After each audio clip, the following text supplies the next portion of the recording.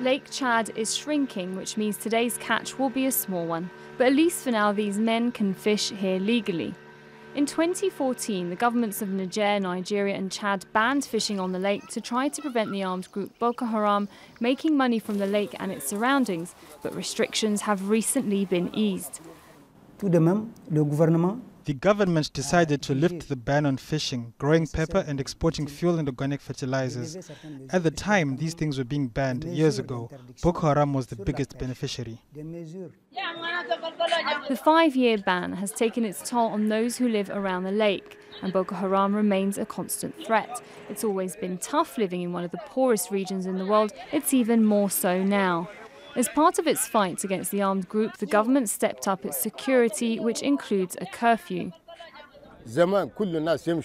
Before Boko Haram, everyone used to go to the lake, but not anymore. The government has banned vehicles from being closed, and the fish isn't enough to sell.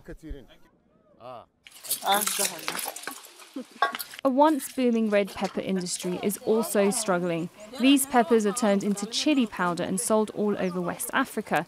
And although farmers are again allowed to grow them, finding a market is not so easy. The movement of goods between Niger and neighbouring countries is difficult because of Boko Haram attacks. These women are preparing incense, a favourite in Gulf countries where many of their customers are based. It used to be a thriving trade, but now only a handful of people buy their products at this local market. The perfume industry was profitable in Diffa before the war. Because of the closure of the road between us and Maiduguri, we have to wait for months to get hold of the raw materials. We rarely make sales. The number of Boko Haram attacks has increased this year, triggering a major exodus near the southern border with Nigeria. There are now 250,000 displaced people in the Diffa region of southeast Niger. More than 18,000 have arrived since March.